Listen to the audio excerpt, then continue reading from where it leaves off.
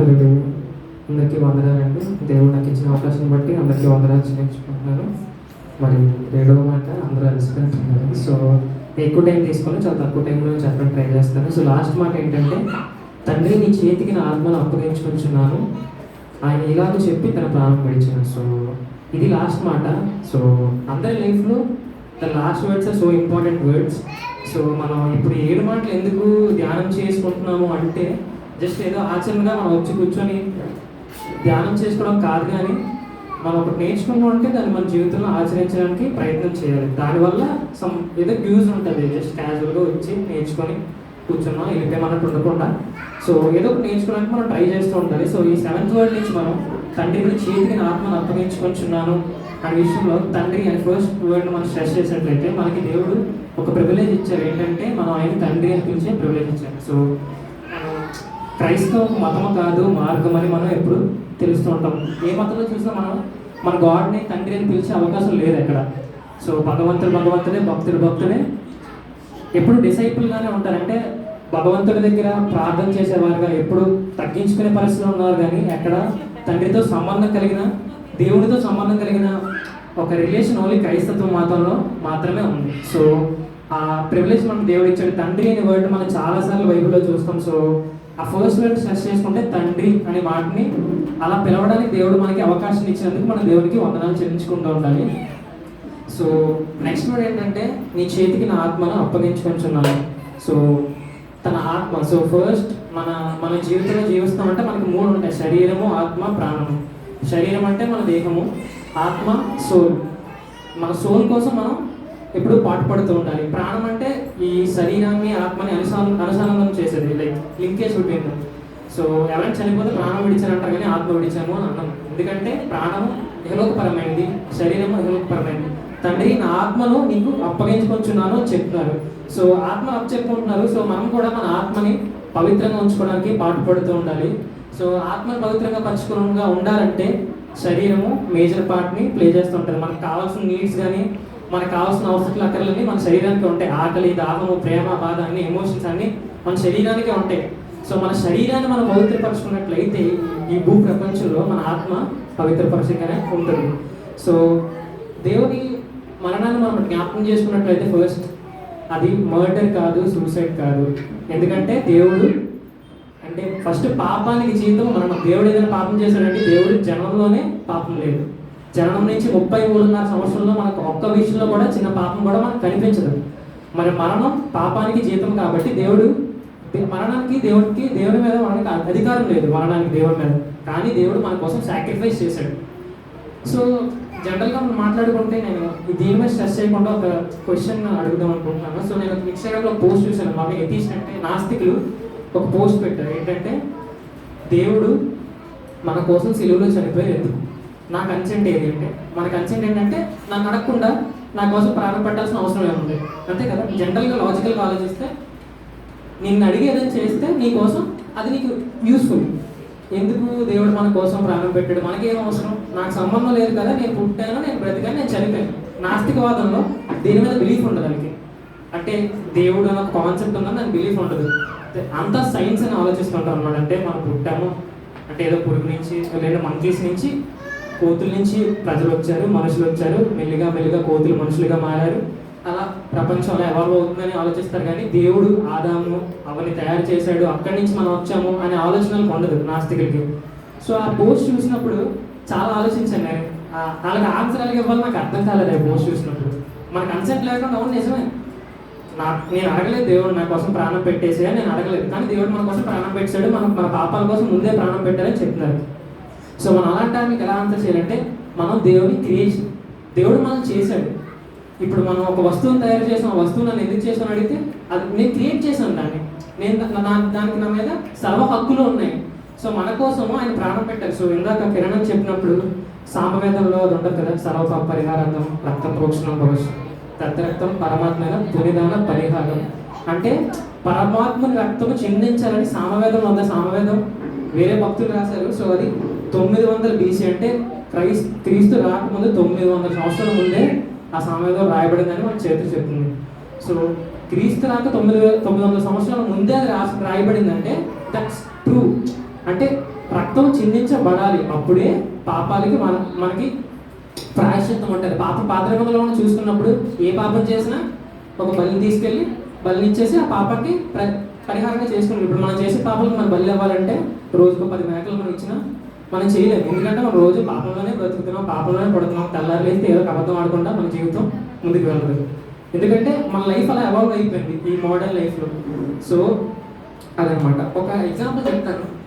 పాత నిబంధన గ్రంథంలో ఆజ్ఞలు ఎంత భయంకరంగా ఉండేవంటే, సంఖ్యాకాండం 15వ అధ్యాయం 32వ అధ్యాయం చూసుకుంటే అందులో ఏముంటుందంటే, పునరుద్ధాన దినం అంటే సండే జనరల్గా ఒక అతను వెళ్ళి పొలలు ఏరుకుంటాడు అనమాట, జస్ట్ క్యాజువల్గా. అది విశ్రాంతి దినము పాత నిబంధనలో. పొలలు ఏరుకున్నందుకు అక్కడ దేవుడు మోషేకి ఏం చేయమని చెప్తాడంటే రాళ్ళతో కొట్టి చంపేయమని చెప్తాడు. సండే చర్చికి రాలేను బేసిక్గా. సండే పొలలు ఏరుకుంటున్నందుకు ఆ మనిషిని ప్రజలందరూ కలిసి రాళ్ళతో కొట్టి చంపేయమంటారు. అలా మనం చేస్తే మనం ఎవరు బతకలేదు. మనం చేసే మన లైఫ్ అలా అయిపోయింది అనమాట. సో దేవుడు మన కోసం ఎందుకు అవన్నీ చేశాడంటే, మన ధర్మశాస్త్రాన్ని అనుభవించి కానీ బ్రతికితే ఈ రోజు ఎవరు మనము బ్రతికి ఉండలేము. అటువంటి ధర్మశాస్త్రాన్ని మనకి తీసివేసి మనం చేసిన పాపాల కోసం ముందే ఆయన మన కొరకు రక్తాన్ని చిందించాడు. హెబ్రీ పత్రిక 9వ అధ్యాయం 22వ వచనం చూసుకుంటే,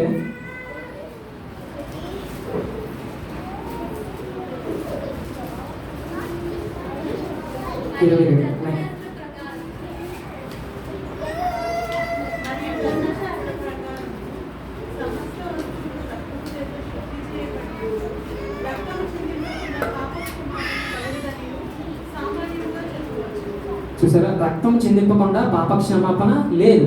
సో రక్తం చిందింపడం అవసరం కాబట్టి దేవుడు మన కోసం రక్తం చిందించాడు అనమాట. సో తన ఆత్మను అప్పగించుకుంటున్నాడు. నెక్స్ట్ మనం చూసుకున్నట్లయితే ఈ ఈ లాస్ట్ వర్డ్ నుంచి మనం మన జీవితాలకి అన్వయించుకోవడానికి ట్రై చేద్దాం. సో దాన్ని డెప్త్కి వెళ్ళకుండా మన జీవితాల్లో మనం బేసిక్ లెవెల్లో మనం ఏం నేర్చుకోవడం ట్రై చేసినప్పుడు మనం కూడా మన ఆత్మని దేవుడికి అప్పగించుకోవడానికి ట్రై చేయాలి. ముందే చెప్పాం కదా, మన శరీరాన్ని మనం కంట్రోల్లో ఉంచుకున్నట్లయితే మన ఆత్మని పవిత్రంగా ఉంచుకోగలం. నెక్స్ట్ ఈ ఆత్మని దేవుడు తన తండ్రికి అప్పగించిన విధానంగానే మన బైబిల్ ఇంకొన్ని వృత్తాంతాలు చూస్తాము. 1 తిమోతి గ్రంథం 1వ అధ్యాయం 20వ వచనం చూసినట్లయితే,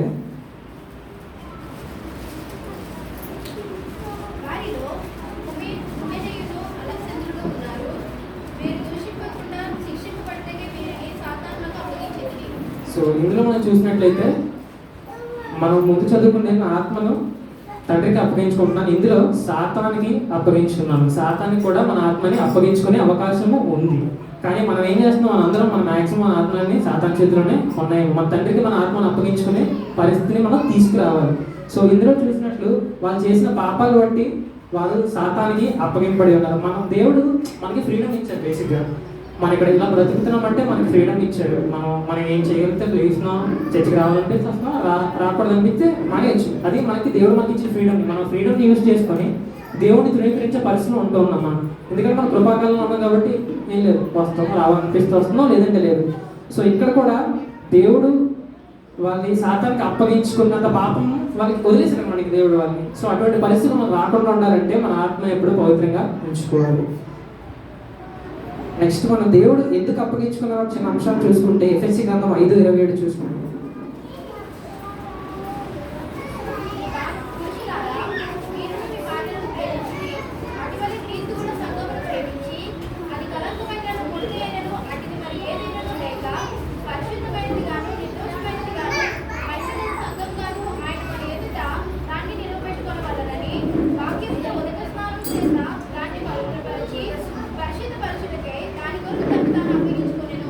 చూసారా, మనం సంఘాన్ని పరిశుద్ధంగా ఉంచడానికి, నిర్దోషమైన మహిమగల సంఘంగా ఉంచడానికి దేవుడి త్యాగాన్ని చేశారు.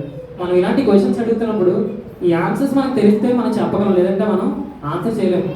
జనరల్గా అది పెద్ద క్వశ్చన్ కాదేమో అనిపిస్తుంది, కానీ మనం ఆన్సర్ చేయడానికి మన దగ్గర మన నోట్లో మాటలు రావ టైంలో ఇటువంటివి మనకు తెలిసినప్పుడు మాత్రమే మనం ఆన్సర్ చేయగలం. సో ఇవన్నీ మనం గుర్తుపెట్టుకోవాలి. ఓకేనా?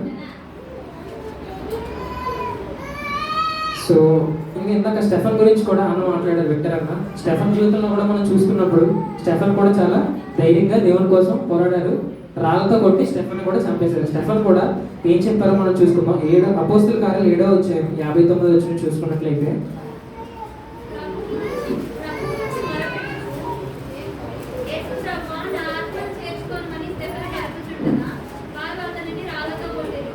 చూసారా, నా ఆత్మను కూడా చేర్చుకోమని స్టెఫను మొరపెట్టాడు. స్టెఫన్ మొరపెట్టే విధంగా మనం కూడా మొరపెడుతుంటారు. మన ఆత్మని దేవుడిలో చేర్చుకోమని ప్రార్థన చేస్తూ ఉండాలి. ఓకేనా? సో ఆత్మను మాట్లాడుకుంటున్నాం. మనకి బోర్డు జంతువులు ఉన్నాయి, మనకి జంతువుల గురించి తెలుసు. జంతువులకు ఆత్మ ఉందని తెలుసా అండి? తెలియదు. ఎందుకంటే జస్ట్ అవి జీవులు వచ్చాయి, ప్రాణం ఉన్నది, బతికే వెళ్ళిపోయింది. దేవుడు మనకి మనుషులకు మాత్రమే తన చేతులతో మనం చేసిన విధానం బట్టి మనకు ఆత్మనిచ్చి మన బ్రతకమని, ప్రజలను భూమి మీద సమస్త జంతువుల మీద ఏలమని మనకి ఒక ప్రివిలేజ్ని ఇచ్చాడు. మన ప్రివిలేజ్ని తీసుకొని, దేవుడు ఇచ్చిన ఫ్రీడమ్ తీసుకొని మనం దేవుడి మీద తిరుగుబాటు చేసేవారుగా ఉంటున్నాం. సో మనం ఈ వాక్యాల ద్వారా నేర్చుకోవాల్సింది ఏంటంటే, దేవుడు మనకి ఇచ్చిన ఆత్మని మనం పవిత్రంగా ఉంచుకొని, దేవుడు మనకి ఇచ్చిన ధర్మశాస్త్రాన్ని మనం అనుసరించు మనం ముందుకు వెళ్తూ ఉండాలన్నమాట. నేను ఈ వాక్యం కాకుండా ఒక మెడికల్ పర్స్పెక్టివ్, జనరల్గా ఇంకో క్వశ్చన్ ఏంటంటే, దేవుడు శిలువ మీద మరణించాడు, ఇంకో మనిషి అలా మరణిస్తే దేవుడిలా మన అందరిని పూజించవచ్చు. యేసయ్య మన కోసం శిలువ మీద మరణించారు కాబట్టి, అంటే ముందు చాలా అద్భుతాలు చేశారు. మన గుడ్ ఫ్రైడే అని వచ్చినప్పుడు మనం ఎవరికైనా చెప్పాలంటే, గుడ్ ఫ్రైడే అంటే ఏంటంటే, దేవుడు నా పాపాల కోసం మరణించాడు కాబట్టి గుడ్ ఫ్రైడే చేసుకుంటున్నాను, దేవుడి దగ్గరికి వెళ్తున్నాను మనం ఎవరికైనా చెప్తాం. ఫర్ ఎగ్జాంపుల్ అలా క్వశ్చన్ అడిగామన్నా, దేవుడు ఎలా చేశాడో ఇంకో మనిషి అలా చేస్తే మీరు అతన్ని పూజిస్తారా? చేసినప్పుడు మనం ఆన్సర్ ఎలా చేయగలం అంటే చేయలేము. ఎందుకంటే దేవుడు ఆ వృత్తాంతం కాకుండా ముందు చూసినట్లయితే ఎన్నో అద్భుతాలు దేవుడు మన కోసం చేశారు. అండ్ ఆల్సో ఈ సిలువ అనే ఈ కాన్సెప్ట్ చాలా భయంకరమైనది అనమాట. ఆ దేవుడు ఎలా సర్వైవ్ అయ్యారో మన ఊహకు కూడా అందదనమాట. ఎవరు అలా సర్వైవ్ అవ్వడం ఇంపాసిబుల్. సో ఆ దేవుడు ఆ సిలువ మరణంలో ఉన్నప్పుడు కొన్ని మెడికల్ పర్స్పెక్టివ్స్ చూసినప్పుడు దేవుడికి స్వెట్టింగ్ ఆఫ్ బ్లడ్, ఇప్పుడు నాకు నార్మల్గా వచ్చి చోట్లగా దగ్గరైపోతున్నాను, దేవుడికి బ్లడ్ స్వెట్ వచ్చింది. బ్లడ్ స్వెట్ మెడికల్ టర్మ్స్ ఎప్పుడు వస్తుంది అంటే, మన మైండ్లో స్ట్రెస్ ఎక్స్ట్రీమ్ లెవెల్స్కి వెళ్ళిపోయినప్పుడు, ఎక్స్ట్రీమ్ లెవెల్స్ ఆఫ్ ఒత్తిడి, ఫిజికల్ పెయిన్ ఉన్నప్పుడు మనకి చెమట కూడా రక్తం కింద వస్తుంది అనమాట. సో ఆ లెవెల్ ఆఫ్ స్ట్రెస్ దేవుడు ఆ టైంలో తీసుకున్నట్టు మనం చూస్తున్నాం. అండ్ ఆల్సో ద స్కోరేజ్, అంటే మనకి కొరట దెబ్బలతో కొడతారు కదండి. సో అవి చూసుకున్నప్పుడు వాళ్ళు యూజ్ చేసే వెపన్స్ చాలా దారుణంగా ఉంటాయంట. సో ఒక్క దెబ్బకు ఆల్మోస్ట్ శరీరం హాఫ్ మొక్క వచ్చేస్తుంది అనమాట. సో అలాంటిది ఎన్ని దెబ్బలు కొట్టారో కౌంట్లెస్ మనకు తెలియదు. సో ఫస్ట్ దెబ్బకి స్కిన్ వచ్చింది అనుకున్నాం, సెకండ్ దెబ్బకి లోపల ఫ్యాట్ ఉంటుంది, ఫ్యాట్ వచ్చింది, నెక్స్ట్ దెబ్బకి మజిల్ టిష్యూ, మనుషులకి ఎక్కువ పెయిన్ వచ్చింది మజిల్ టిష్యూ. ఒక దుమ్ము మీద కానీ మీకు ఏం తగిలితే మనం తట్టుకోలేము, అంత పెయిన్ వచ్చేస్తుంది. చిన్న మనం మామూలుగా పడిపోతే చిన్నది డిస్లోకేట్ అయితేనే కట్టేసుకొని 2 నెలల వరకు మనం లెగలేం. అలాంటిది ఆ కొరడా దెబ్బలకి డైరెక్ట్ దుమ్ము మీద అటాక్ పడినప్పుడు దేవుడు అన్ని కొరడా దెబ్బలు తట్టుకొని బ్రతికారు. మన మెడికల్ పర్స్పెక్టివ్లో చూసుకుంటే ఆ దెబ్బలకే మ్యాక్సిమం మామూలు మనుషులు చనిపోతారు అనమాట. అటువంటి పెయిన్ ఉంటుంది దాంట్లో. Next crown of Thrones. So ముళ్ళ కిరీటం అంటే వాళ్ళు వాడిన ముళ్ళు ఆల్మోస్ట్ 2 to 2.5 inches ఉన్నాయంట. అంటే ఇంత ముళ్ళు. మనకి స్కాల్ప్ కూడా చాలా, ఈ బుర్ర మీద ఉన్నది కూడా చాలా డెలికేట్ పార్ట్. జస్ట్ మనకు చిన్న దెబ్బ ఎలా తగిలితే మనం తట్టుకోలేం, ముందుకు వెనక్కి పడితే మనకి మైండ్ ఒక్కసారి దిమ్మెక్కిపోద్ది అంత. అటువంటిది ఆ ముళ్ళ కిరీటం పెట్టినప్పుడు హెవీ బ్లడ్ లాస్, ఎక్కువ బ్లడ్ పోయేది మనకి బుర్ర మీద. చిన్న దెబ్బ తగిలినా మనకి ఎక్కువ బ్లడ్ పోతుంది బుర్ర మీద, అర్థం కాదు ఎక్కడ తగిలిందో. అలాంటిది ముళ్ళ కిరీటం పెట్టినప్పుడు చాలా బ్లడ్ లాస్ అవుతుంది అనమాట. ఈ రక్త ప్రోక్షణ అనేది ఎక్కువ జరగడానికి మేబీ ఇవన్నీ జరిగి ఉంటాయేమో నేను అనుకుంటున్నాను. తర్వాత క్రాస్ గురించి మనం మాట్లాడుకున్నప్పుడు సిలువ గురించి చాలామంది చాలాసార్లు చెప్పే ఉంటారు. ఆల్మోస్ట్ 165 pounds అంటే దగ్గర 80 నుంచి 90 kg ఉంటుంది ఒక సిలువ. ఆ సిలువను మోసుకొని ఆ కొండంతా ఎక్కారంటే ఇంపాసిబుల్. మామూలు మానవ మాత్రలకి అది ఇంపాసిబుల్, బ్రతకలేరు ఎవరు. ఒకవేళ దాంతో ముందుకు పడిపోతే ఇంకో మనిషి సహాయం లేకుండా ఏ మనిషి లెగలేడు అనమాట. అంత హెవీ వెయిట్ ఉంటుంది అది. ఆ కొరడా దెబ్బలతో శరీరం అంతా నలగొట్టిన తర్వాత కూడా ఆ సిలువను మోసుకొని కొండ మీద వరకు వెళ్ళారు. తర్వాత నెయిల్స్, మేకులు కొట్టారు కదా ఇలా సిలువ. సో జనరల్గా ఇక్కడ కొట్టారని అనుకుంటాం మనం. ఇక్కడ కొడితే ఆ మేకులు ఇంత పొడుగు ఉంటాయి అనమాట. ఆ మేక ఇక్కడ కొడితే ఒకవేళ సిలువకి కొట్టిన తర్వాత ఇలా లేపేటప్పటికి ఈ జారిపోయి ఇలా కట్ అయిపోయి వచ్చే అవకాశం ఉంది. సో రోమన్స్ మేకులు ఇక్కడ కొట్టేవారు అనమాట. ఇది చాలా పెయిన్ఫుల్ ఏరియా మనకి. ఇక్కడ మీడియం నర్వ్ ఒక నర్వ్ ఉంటుంది, ఇక్కడ ఒక నర్వ్ ఉంటుంది అనమాట. ఇక్కడ కొడితే ఇక్కడ గుర్తుంటుంది కాబట్టి ఆ సిలువ కొట్టిన జారకుండడానికి ఇక్కడ కొట్టేవారు మేకులు. మనం ఆలోచిస్తుంటేనే మనం తట్టుకోలేకపోతున్నాం. అలాంటిది దేవుడికి ఇక్కడ మేకులు కొట్టిన తర్వాత, అలా మేకులు కొట్టిన తర్వాత సిలువ మీద ఉండి మరణం చేశారు. సో మనం ఆలోచిస్తే ఏ మనుష్యుడు అలా చనిపోవడం ఇంపాసిబుల్, మనం అభ్యర్థులను వాదించవచ్చు. అర్థమైందా? ఎవరైనా నా కోసం ఇంకొకరు అలా చనిపోతే నేను వాళ్ళు పూజించొచ్చు అడిగినప్పుడు ఇంపాసిబుల్ అలా చనిపోవడం. ఎందుకంటే ఈ నరకయాతను అనుభవించిన ఎవరి వల్ల కాదు, ఎవరు దాన్ని తట్టుకొని బ్రతికి ఉండలేరు. ఆల్మోస్ట్ ఆ 2-3 కొరడా దెబ్బలకి చచ్చిపోతాను ఎవరైనా. అటువంటి పెయిన్ ఉంటుంది అనమాట. సో ఇవన్నీ ఎందుకు దేవుడు భరించాడనంటే, మనం ఇందాక చెప్పుకున్నట్టు Hebrew 9:22లో రక్తం చిందించకుండా పాప క్షమాపణ లేదు కాబట్టి ఇవన్నీ ఆయన భరించి ఇది మరణ శిక్ష మన కోసం పొంది ఉన్నాడు అనమాట.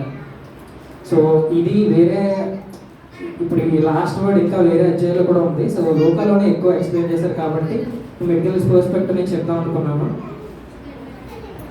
ఇంకా ఉన్నాయి. అంటే సైన్స్ రిలేటెడ్గా మాట్లాడుకుంటే క్రూసిఫిక్షన్ అనేది చాలా దారుణమైన శిక్ష అనమాట రోమన్ ఎంపైర్లో. సో జనరల్గా వేరే వేరే వేరే కింగ్డమ్స్ వేరే శిక్షలు ఉన్నాయి, కానీ అన్నింటికన్నా భయంకరమైనది శిలువ మరణం మాత్రమే.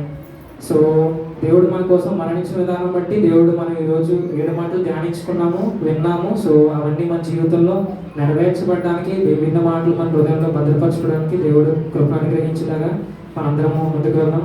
మాటలను పొరపాటు క్షమించమని చిన్న వాక్యం దేవుడు దీవించుకున్నాము. ఆమేన్.